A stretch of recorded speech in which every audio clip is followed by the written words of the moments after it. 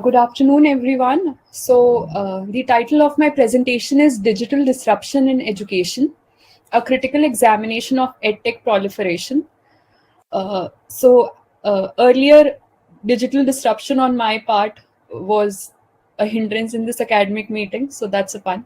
Anyway, moving ahead, uh, education has undergone a massive digital transformation, and however, it has introduced some ethical concerns regarding student mental health, privacy, algorithmic bias, and teacher autonomy. The question we must ask is, who really benefits from edtech, students or corporations? The global edtech market is projected to reach $404 billion by 2025, reflecting its increasing dominance in education systems. However, uh, these technologies, they require critical examination. The research objectives were studying the psychological effects of excessive screen time, the role of predictive analytics in shaping student trajectories, the increasing use of digital surveillance in schools and its implications, and the impact of edtech on teachers, including workload intensification and job insecurity.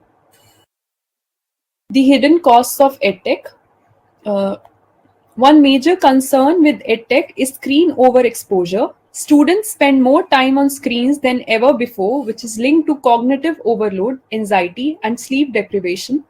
Research shows that prolonged screen time negatively impacts attention span and memory retention. Digital learning platforms often use gamification strategies, badges, rewards, and notifications to keep students engaged.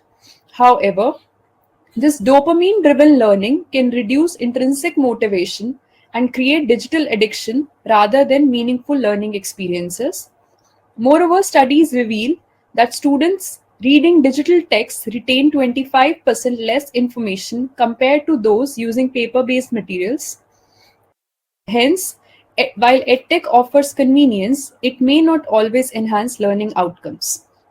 One recent example of this can be seen in Sweden, that earlier Sweden replaced textbooks and brought a digital revolution in its education system. But now they are back to replacing all the screens with textbooks.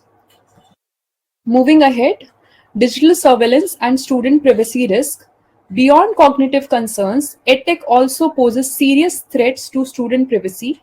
AI-powered tools like Proctorio and Turnitin use facial recognition, keystroke tracking, and eye movement monitoring to detect academic dishonesty.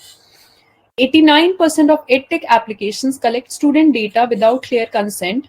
This data is often sold to third-party advertisers, shaping student profiles without their knowledge. Even worse, AI-based proctoring tools have been found to discriminate against students of color, misidentifying their facial expressions and unfairly flagging them as suspicious. Students and parents are often unaware of these intrusive practices, and existing laws like FERPA and COPA fail to provide sufficient protection against student data exploitation. There's a dearth of policies at national level in this regard. Coming to impact of teachers, more stress and less control. Increased workload, teachers and managing multiple platforms and troubleshooting is a problem that the teachers face. Teachers are also deeply affected. While automation is supposed to reduce their workload, most teachers experience the opposite. They also have to adapt their lesson plans to fit into edtech's rigid structures.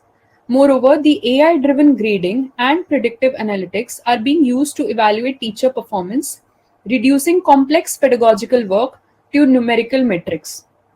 Many schools have even introduced AI-based teacher monitoring, tracking every interaction in the classroom. This creates a surveillance culture that erodes teacher autonomy. A survey found that 80% of teachers report increased stress due to digital learning demands. If we want to retain quality educators, we must balance technology with human-centered teaching approaches. In a country like ours, where there is huge digital divide and teachers are still grappling to handle complex technological softwares and hardwares, uh, Therein, teachers face even more stress because they find themselves incompetent in this regard, and there's a question on their self doubt, self confidence, and they get into that self doubt mode. Coming to the future of ethical edtech.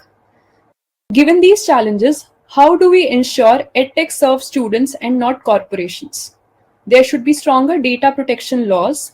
There should be transparency in the algorithmic processes. AI models should be open source and audited for bias before deployment. Human oversight in AI based learning. Schools should not rely solely on predictive analytics, and human teachers must have final decision making authority. There should be inclusive and ethical AI development, which the EdTech platform should prioritize equity, ensuring all students from all backgrounds receive fair treatment.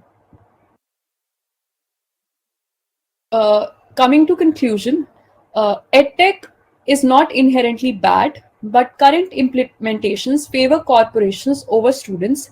Hence, it calls for a balance.